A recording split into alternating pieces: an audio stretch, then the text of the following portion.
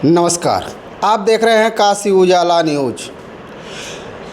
कल सुबह अचानक प्रतीक यादव जी का मृत्यु हो जाना समाजवादी पार्टी के राष्ट्रीय अध्यक्ष माननीय अखिलेश यादव जी के भाई थे, लेकिन चर्चाओं में यह बात आ रही है कि अचानक प्रतीक यादव जी की मृत्यु होना बहुत ही निंदनीय है और शोक में पूरा समाजवादी पार्टी है। आज कांग्रेस पार्टी के प्रवक्ता संजीव सिंह जी से हम बात करेंगे कि इसमें क्या कोई राज छुपा है।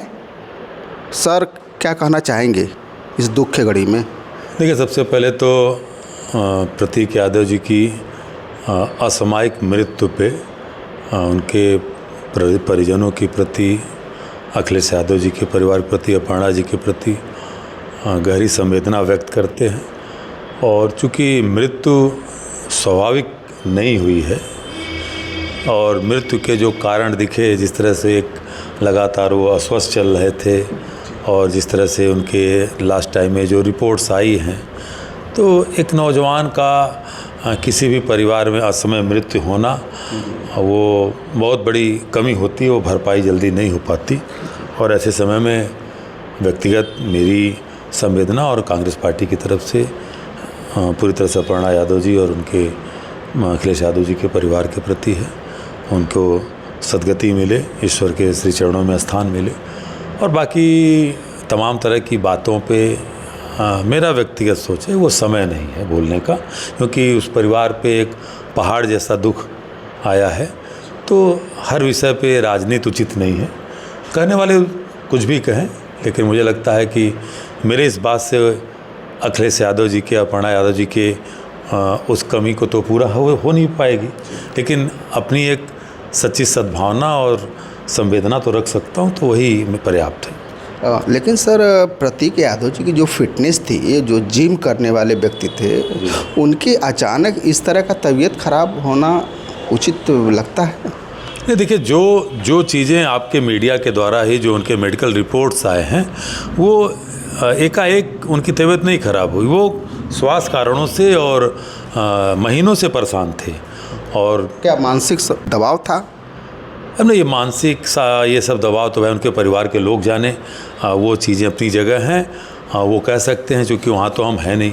लेकिन जो रिपोर्ट्स डॉक्टर्स की आई हैं, उस रिपोर्ट्स के तहत ये था कि उनकी एक सर्जरी कोई हुई थी और उसके बाद उसका इन्फेक्शन आया, जिससे लेकर के वो परेशान थे और महीनों से उनका उपचार चल रहा था। और कल एकाएक उनकी जो तबीयत ख़राब है, उसके बाद डॉक्टरों ने मृत घोषित कर दिया। तो ये सारी चीज़ें तो जो मेडिकली हैं वो मैं कह सकता हूँ। बाकी तो हर व्यक्ति के जीवन में व्यक्तिगत कई चीज़ें हैं, और मुझे लगता है कि ऐसे समय में व्यक्तिगत चीज़ें किसी भी व्यक्ति को, वो राजनीतिक परिवार का हो या गैर राजनीतिक परिवार का हो, वहाँ टीका टिप्पणी करना उचित मैं नहीं समझता हूँ। सर, इस समय बच्चों के भविष्य के लिए नीट की परीक्षा का पेपर लीक होना, और इसको कैसे देखते हैं? देखिए, ये सवाल आज मौजूद है और बहुत ज़रूरी सवाल है देश के उस प्रधानमंत्री के सामने, जो प्रधानमंत्री आप जैसे चैनलों को बुला करके और कैमरे पे ला करके परीक्षा पे चर्चा कराते हैं। परीक्षा पे चर्चा कराने वाला प्रधानमंत्री 10 सालों में ये चौथी बार नीट का पेपर लीक हुआ है। और भाजपा की सरकार में बिल्कुल 12 साल से तो वही है। नीट की परीक्षा तो राष्ट्रीय स्तर पे होती है। चौथी बार नीट की परीक्षा जो है, और 7 सालों में 70 विभिन्न परीक्षाओं के पेपर लीक हुए हैं। और पूरे 12 साल में 89 पर एग्जामिनेशन जो पेपर कॉम्पिटिटिव एग्ज़ाम के, इसके फेल हुए हैं। बात ये है कि जब प्रधानमंत्री जी इस पे चर्चा कराते हैं, बुलाते हैं, प्रधानमंत्री जी से अगर उनके ही अगर डिग्री की चर्चा कर दे कोई, तो पता चलता है कि उसको साहब कहा जाता है कि गैर कानूनी है। कोर्ट कह देता है साहब देख नहीं पाएंगे। अरे भाई, मैं तो इलाहाबाद यूनिवर्सिटी से MA LLB हूँ। आप कहेंगे दिनेश जी कि संजीव जी आपकी क्या साक्षरता, आपकी क्या शैक्षणिक योग्यता है, तो मैं कहूँगा ना कि मैं इलाहाबाद यूनिवर्सिटी से MA LLB हूँ। तो आप कहेंगे थोड़ा सर्टिफिकेट दिखा दीजिए, तो मैं कहूँगा कि नहीं, सर्टिफिकेट सुप्रीम कोर्ट से पूछ के आइएगा। तो इसका मतलब ये है कि जो प्रधानमंत्री अपनी डिग्रियां छिपाता है और देश के बच्चों को परीक्षा पे चर्चा कराने के लावन देता है, और परीक्षा पे चर्चा ये है कि यही एनटीए, जिसको मैं नक्कारा टेस्टिंग एजेंसी कहता हूँ, नेशनल टेस्टिंग एजेंसी नहीं है, नक्कारा है, नफाद है ये। इसलिए है कि 24 में जब लीक हुआ, वो लोग जो पकड़े गए कहाँ गए? फांसी के तख्ते पर चढ़ गए कि आजीवन कारावास की सजा हुई? आपने सख्त कानून बनाया। वो सख्त कानून बनाने का क्या रिजल्ट निकला कि अभी जो उसमें जो मास्टरमाइंड है वो बिहार से निकल रहा है। एक मास्टरमाइंड है जो भारतीय जनता पार्टी के पूर्व कैबिनेट मिनिस्टर और राजस्थान के सांसद, उनके साथ खड़ा है, उसकी तस्वीरें चल रही हैं, उनके साथ भाजपा का कार्यकर्ता बन के रहा है। तो पूरी तौर पे भारतीय जनता पार्टी के लोग शामिल हैं। और देश के शिक्षा मंत्री माननीय धर्मेंद्र प्रधान से आप मीडिया के लोग सवाल पूछ रहे हैं तो कन्नी काट के जा रहे हैं। ये वो लोग हैं कि जिनको जो जिम्मेदारी दी गई, नीट की परीक्षा हो रही है और उस पर बिल्कुल कि वो पिछली बार ही बोला था धर्मेंद्र प्रधान जी ने, जब सदन में चर्चा तो उन्होंने कहा कोई लीक नहीं हुआ है। तो कोई लीक नहीं हुआ था तो आपने नेशनल टेस्टिंग एजेंसी का आपने चेयरमैन क्यों बदला? वो तो जो अभी हमारे उसके चेयरपर्सन हैं, उनके उपस्थिति में तो पहला ही एग्ज़ाम हो रहा था। बच्चों से कहोगे कि जीन्स पैंट पहन के ना आओ, लोअर पहन के आओ, टी शर्ट पहन के आओ, पेन लेके मत आओ। बच्चियों से कहोगे कान में टस्क में पहने, नाक पे फलाना न पहने, गले में माला न पहने। मतलब इतने उनके लिए नियम हैं। पानी लेके आओ तो बॉटल फलाना ट्रांसपेरेंट ग्लास वो बॉटल लेकर के आओ, पेन मत लेकर के आओ, जूता मत पहनो, मोजा मत पहनो, ऐसे चप्पल पहनो। कल तो आप ये भी कह दोगे कि साहब वो शरीर पे कपड़े पहन के भी ना आवे। तो इतने ज़्यादा चीज़ें आप उन छात्रों को जो साल भर से तनाव में, क्योंकि उनके लिए पूरी तरह से वो एक तरह से कयामत की रात होती है जब वो सुबह एग्ज़ाम देने जाते हैं और इस डर में जाते हैं कि कल हम जो परीक्षा अपने सेंटर पे देने जा रहे हैं वो सही होगी कि नहीं होगी। माँ बाप की उम्मीदें लगी रहती हैं, माँ बाप पैसे लगा करके, बच्चा साल भर अपने माँ बाप के पीछे में नहीं आता। तमाम इन चीज़ की घटनाओं को लेकर के एक साल में 24 हज़ार बच्चे जो है, हम आप करिएगा उससे कहीं ज़्यादा बच्चे सुसाइड कर रहे हैं और सरकार एकदम कोई परवाह नहीं। शिक्षा मंत्री भाग जा रहा है, कह रहा कोई लीक नहीं हुआ था। ये क्या है? हाँ सर, दरअसल ये जो चीज़ें हुई हैं, ये मैं फिर कह रहा हूँ कि अब से भी उस प्रकरण को दबाने के ऊपर भारतीय जनता पार्टी काम कर रही है। और इसमें सबसे पहले कोई बोला, मैं धन्यवाद देना चाहता हूँ अपने नेता माननीय प्रियंका गांधी जी को, राहुल गांधी जी को। कांग्रेस पार्टी लगातार, हमारी यूथ विंग लगातार इस पर संघर्ष कर रही है। बात राजनीति की नहीं है, बात आपके जिम्मेदारी की है, आपके कर्तव्य परायणता की है। 23 लाख बच्चों का भविष्य आपने अंधेरे में डाल दिया। बड़े इजीली आपने कह दिया सीबीआई जांच होगी, परीक्षा की तिथियां जल्दी घोषित होंगी, फिर से रजिस्ट्रेशन नहीं कराना होगा। अरे फिर से रजिस्ट्रेशन नहीं कराना होगा सब कुछ, लेकिन उन बच्चों की तकदीर को क्या करोगे जो इस बार अपना सिलेक्शन मान के चल रहे थे? कौन लोग हैं? आपने तो कहा था कि इस बार नीट के एग्जाम के दिन डॉक्टरों की जो है छुट्टी कैंसिल कर दी गई है। और बिहार से पकड़े जाने वाला जो एक मास्टरमाइंड है वो एमबीबीएस कर रहा है। 30 लाख रुपए में पेपर लिए जा रहे हैं। 30 लाख रुपए में वो वहाँ पे मुन्ना भाई एमबीबीएस बन करके बैठ रहा है, जहाँ पे डबल इंजन की सरकार है, भारतीय जनता पार्टी की सरकार है। सब भाजपा के राज्यों से पकड़ने वाला राजस्थान से निकला। पिछली बार गुजरात में पेपर जो है वो जो होमयार सीट थी एक जगह एक ढाबे पे भरी गई। तो भारतीय जनता पार्टी जो डबल इंजन वाले हैं, ये डबल इंजन तो देश के नौजवानों के लिए, जो प्रतियोगी छात्र हैं उनके लिए तो ट्रबल इंजन हो गए हैं।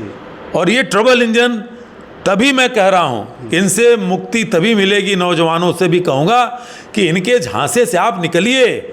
आप जो first time second time voter होने जा रहे हो, आपके भविष्य को ये बर्बाद कर देना चाहते हैं। शिक्षा का स्तर ये है कि देश में आज 1 लाख के लगभग स्कूल बंद हो गए। अभी नीति आयोग की रिपोर्ट आई, 1,20,000 स्कूलों में बिजली नहीं है। कहाँ लैपटॉप चलेगा? एक तरफ डिजिटल वर्ल्ड में हम जा रहे हैं, एआई पे चर्चा कर रहे हैं, और देश के 1,20,000 स्कूलों में बिजली नहीं है। 99,500 स्कूलों में बालिकाओं के लिए शौचालय नहीं है, शौचालय तक नहीं है। 90,000 स्कूलों में एक ही टीचर पढ़ा रहा है, वही चपरासी भी है, वही प्रिंसिपल भी, वही क्लर्क भी है, और पढ़ा कहाँ रहा है? पढ़ा नहीं पाता। पढ़ाने के समय उसको जनगणना कराने जाना है, मतगणना कराने जाना है, बैंक अकाउंट खुलवाने जाना है, लेखपाल के साथ ज़मीन की नापी कराने जाना है। अगर खाली है तो स्कूल की छत चू रही है पानी से, तो सिविल इंजीनियरिंग का भी काम करना है, लेबर का भी काम करना है, मिस्त्री का भी काम करना है। ये आप काम करा रहे हो, यही आपकी नई शिक्षा नीति है। केवल ये भाजपा इनाम देना चाहते हैं। और इसलिए कि जिन प्राइमरी स्कूलों में आज स्थिति ये है कि नीति आयोग कह रहा है कि इस देश में अभी जो आंकड़े आए हैं 58% बच्चे, 58% वो इंटरमीडिएट के बाद स्कूल नहीं जा रहे हैं। तो जब आने वाली पीढ़ी साक्षर नहीं होगी, पढ़ेगी नहीं तो सवाल पूछेगी नहीं। जब सवाल पूछेगी नहीं तो इनकी राजनीति चलेगी, धर्म की, जाति की, 80-20 की, काटो बाटो मारो, ये चला रहे हैं। सवाल इसलिए मैं बार बार कह रहा हूं कि देश के नौजवान को जागना होगा, और अगर जो नौजवान नहीं जागेगा तो मैंने कहा ना कि 89 परीक्षाओं के पेपर लीक हुए। ये लीक प्रदेश हो चुका है, पूरा देश ये लीक भारत हो गया है।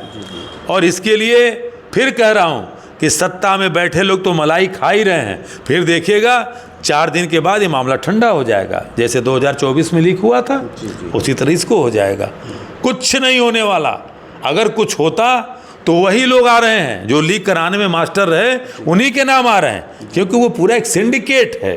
और वो सिंडिकेट भारतीय जनता पार्टी के मंत्री नेताओं के द्वारा जो है पुंसवित और पल्लवित हो रहा है। यानी कि आपका कहने का मतलब सर कि भाजपा के सरकार में बच्चों का भविष्य नहीं दिखाई दे रहा? नहीं है। जो शिक्षा माफिया हैं, जो पेपर लीक माफिया हैं, वो विधायक बने हुए हैं।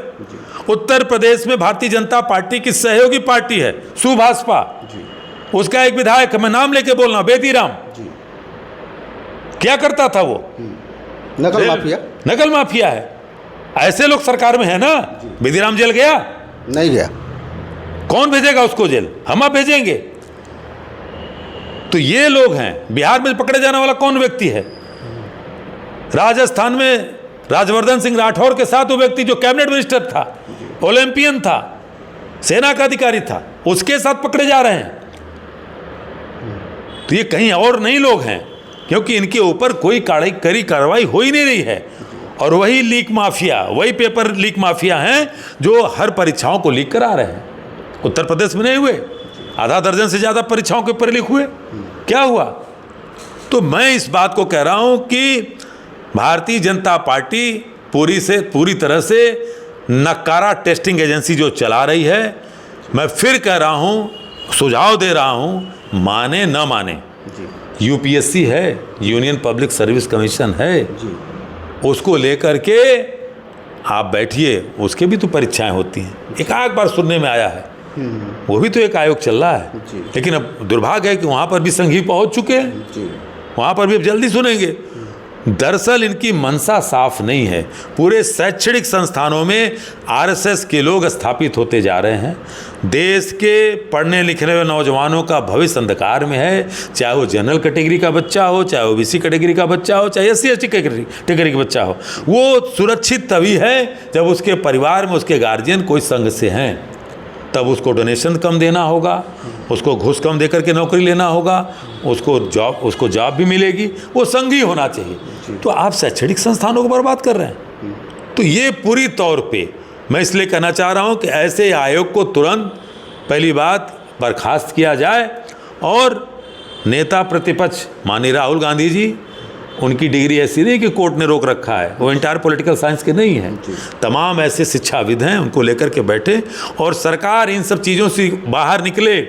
ये देश के आने वाली पीढ़ी पे सवाल है। एक तरफ चाइना में जहाँ इतनी बड़ी परीक्षाएं होती हैं कि एक हफ्ते जहाँ पेपर छपते हैं, वो पेपर छपाने वाली जगह को सील कर दिया जाता है। जब एग्ज़ाम होते हैं तो पूरे चाइना में पूरी साइबर लाइन जाम कर दी जाती है। आप एग्ज़ाम पीरियड में पूरे जीरो साइलेंस जोन होता है कि आप वहाँ एक आवाज़ नहीं कर सकते जब तक एग्ज़ाम होता है। और मजाल नहीं है, 1 महीने, मैं तो कह रहा हूँ कि जो भी वहाँ पे काम करने वाला व्यक्ति है, जो पेपर 30 लाख में क्यों बिक रहा है, इसलिए बिक रहा है कि काम करने वाले अधिकतर भारतीय जनता पार्टी के नेताओं के वरदहस्त में चल रहे हैं। 30,000, 40,000, 50,000 की जॉब करने वाला व्यक्ति है, वो क्लर्क से लेकर तमाम लोग हैं, अब वो आराम से बेच रहा है, क्योंकि उसको मालूम है कि अगर कल कुछ होगा तो हमारे बचाने वाले फला हमने जिनका नाम लिया वो लोग हैं। तो जब इन एजेंसियों को सरकार के, भारतीय जनता पार्टी के कार्यकर्ताओं नेताओं की निगाहों से निकाल करके देश के शिक्षाविदों की निगरानी में होगा, एक ट्रांसपेरेंट एजेंसी के तहत होगा, और फिर मैं कह रहा हूं कि जिन एजेंसियों ने पेपर लीक कराई है उनको ब्लैकलिस्ट करिए, उनके ऊपर करोड़ों का जुर्माना करिए, उनको आजीवन कारावास की सजा दीजिए, तब तो कुछ होगा। और नहीं ऐसे तो 89 परीक्षाओं के पेपर लीक हुए, कल 189 के होंगे, हम रोक नहीं पाएंगे, क्योंकि इसमें पूरी तरह से भारतीय जनता पार्टी, देश का शिक्षा मंत्री और उसके लोग शामिल हैं। तो आज के जो युवा हैं उनको क्या संदेश देना चाहेंगे? देखिए, मुझे लगता है कि वो युवा जो इस मोबाइल की क्रांति पे पूरी दुनिया को देख रहा है कि भारत का नौजवान कहाँ कैसे ठगा जा रहा है, देश कहाँ जा रहा है, अगर हमारे यहाँ जो लोक कल्याणकारी राज्य की अवधारणा से जो हमारे मुख्यमंत्री या प्रधानमंत्री शपथ लेते हैं, अगर वो उतना काम करते तो जो 3 मूलभूत चीज़ें होती हैं, शिक्षा, स्वास्थ्य और सुरक्षा। सुरक्षा कैसे? एक व्यक्ति की रोजगार की सुरक्षा, एक व्यक्ति की कृषि की सुरक्षा, एक व्यक्ति की व्यापार की सुरक्षा, शिक्षा उचित होनी चाहिए, स्वास्थ्य के लिए। तो ये जब हम तीनों जगह ही पूरी तरह से कारपोरेट को हावी करा रहे हैं, उत्तर प्रदेश में 27,000 स्कूल बंद हो गए, पाठशाला बंद करोगे और मधुशाला खोलोगे तो ये शिक्षा नीति से यहाँ से नौजवान निकलेगा कि कौन निकलेगा, आपके दर्शक जानते हैं। और इसलिए कि जब वहाँ पे पाठशाला की जगह जब मधुशाला होगी तो सवाल पूछने वाले लोग शिक्षा पे सवाल नहीं करेंगे, सवाल पूछने वाले लोग उस बोतल का दाम पे बात करेंगे कि कै रुपया घटा कै रुपया गिरा। तो यहाँ पे सबसे बड़ा दोष किसका है? दोष यहाँ पे है उन लोगों का जो धर्म और जाति की राजनीति में भाजपा को चुनते हैं, क्योंकि किसी भी भाजपा के नेता का लड़का उन प्राइमरी स्कूलों में नहीं जाता। देश के कॉन्वेंट स्कूल तो छोड़ दिए साहब, वो लंदन, अमेरिका और इंग्लैंड में जाके पढ़ता है। आप देखिए ना, धर्मेंद्र प्रधान का लड़का हो गया, देश के विदेश मंत्री के जयशंकर का लड़का हो गया, तमाम ऐसे कितने भाजपाइयों को गिनाओ हैं, तो सबके बच्चे तो बाहर पढ़ते हैं। तो यहाँ कौन पढ़ता है? जिनके माँ बाप शैक्षणिक रूप से कमज़ोर हैं, आर्थिक रूप से कमज़ोर हैं, वही बच्चे जाते थे। अब वो बच्चे पढ़ेंगे क्या? क्योंकि स्कूल बंद हो गया, तो उनको रामनवमी के जुलूस में शामिल कराना है, उनको धर्म की अफीम सुंघानी है, जाति की अफीम सुंघानी है, और उसके बाद रामनवमी के दिन मस्जिद की दीवार पे चढ़ा देना है। भगवान राम वहाँ मिलेंगे क्या? या भगवान राम हमारे कहे थे क्या कि रामनवमी के दिन मस्जिद पे आ जाना तो हमें ज़्यादा अच्छा लगेगा? ये भारतीय जनता पार्टी है ना। एक भाजपाई नेता का लड़का दंगे मारा गया नहीं, चाहे आपके बहराइच का दंगा रहा हो, चाहे एटा का दंगा रहा हो, मरने वाला कौन थे? मरने वाला एक सामान्य गरीब परिवार के हिंदू का बेटा मरा।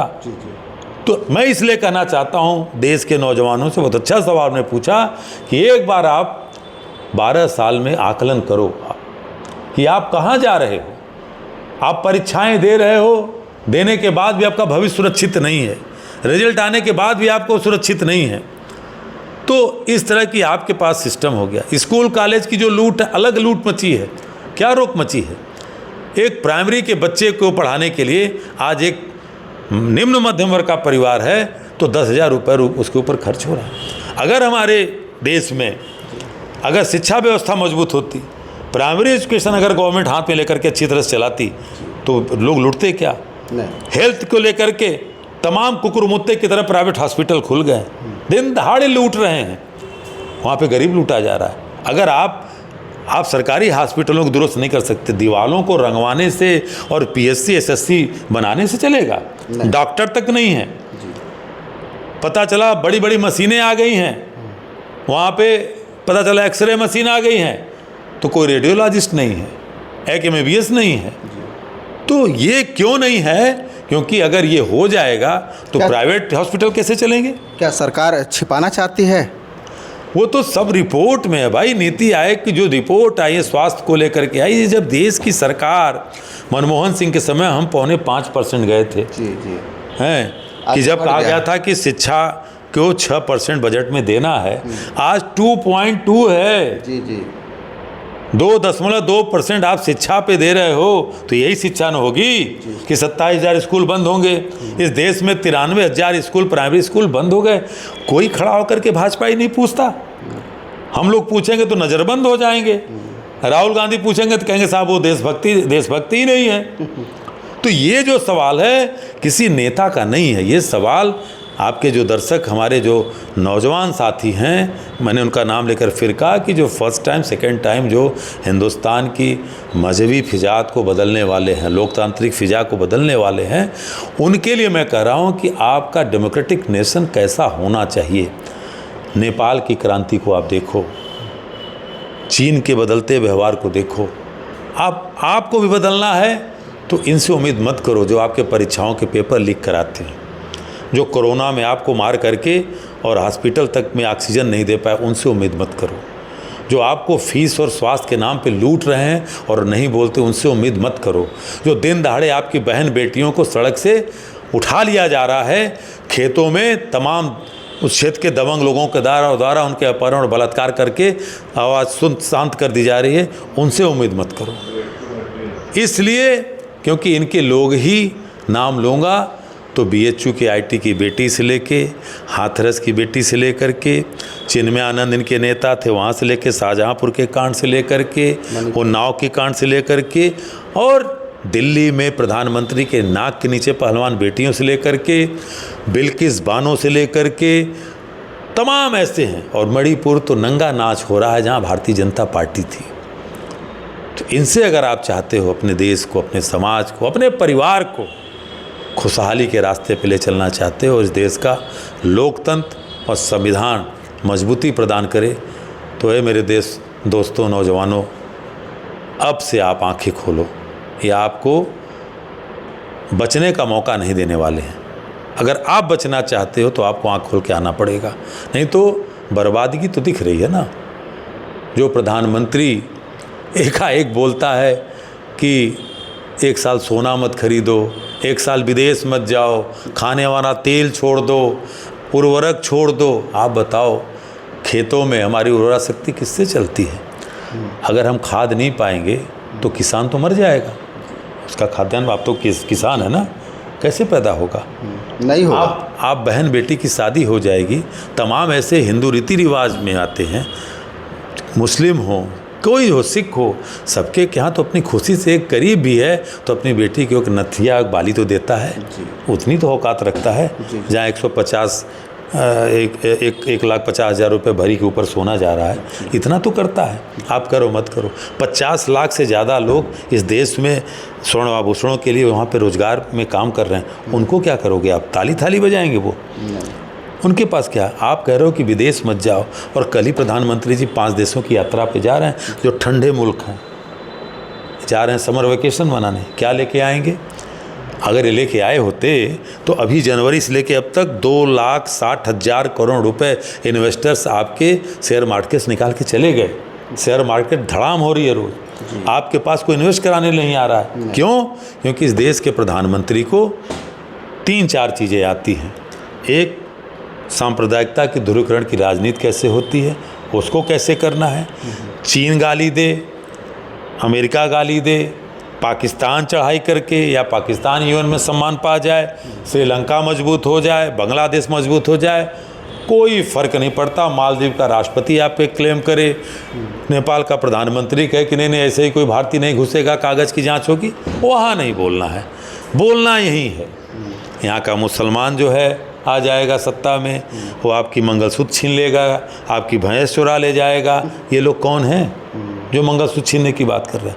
तो ये केवल और केवल इस देश का प्रधानमंत्री देश की जनता के बीच में बांटो और राज करो, जिनके पूर्वज अंग्रेज करके गए, वही ये काम कर रहे हैं। और अगर ये ना करते तो जो हमारी आज की चौपट अर्थव्यवस्था है, बेरोजगारी मुँह बाय खड़ी है। 4 महीने में इसी साल के नीति आयोग ने कहा कि असंगठित क्षेत्र के 70 लाख लोगों का रोजगार जा चुका है। मैं आपसे अभी जब बात कर रहा हूँ तो शायद ये संख्या बढ़कर के 1 करोड़ हो चुकी होगी। वो कहाँ जाएंगे? क्योंकि इनके पास न नीति है न दूरदर्शिता है। केवल इनको चुनाव कैसे चोरी करना है, कैसे चुनाव लूटना है, तमाम उदाहरण है, हरियाणा से लेकर महाराष्ट्र से लेकर के और बिहार से लेकर के बंगाल तक। अब ये उस पर आ चुके हैं, तभी अमित शाह कहते हैं ना कि 2040 तक हम राज करेंगे, ऐसे ही राज करेंगे। अब इन सारी चीज़ों को लेकर के तब्बो लवाब ये है कि देश की जनता को अपने लिए एक दूसरी आज़ादी का बिगुल अगर फूंकना है, अपने को इन लोगों से मुक्ति पानी है, आरएसएस बीजेपी से, देश के डेमोक्रेटिक और कॉन्स्टिट्यूशनल जो इंस्टीट्यूशन हैं उनको सुरक्षित रखना है, तो एक दूसरी आज़ादी के लिए आइए कि भाजपाइयों संघियों को खदेड़िए, वरना आप आने वाले दिन में, अभी आपको सोना और विदेश जाने से रोक रहे हैं, तेल खाने से, आने वाले दिन में आपके सांस लेने पे और आपके गिलास पानी पीने पर भी टैक्स आपके घर पे लिया जाएगा। धन्यवाद सर। अभी हमारी बातें हो रही थी कांग्रेस पार्टी के प्रवक्ता संजीव सिंह जी से। इनके विचार आपको कैसे लगे हमें कमेंट बॉक्स में लिख करके ज़रूर बताइएगा, और इस वीडियो को ज़्यादा से ज़्यादा शेयर कीजिए, सब्सक्राइब कीजिए। फिर मिलते हैं नए वीडियो के साथ, तब तक के लिए नमस्कार।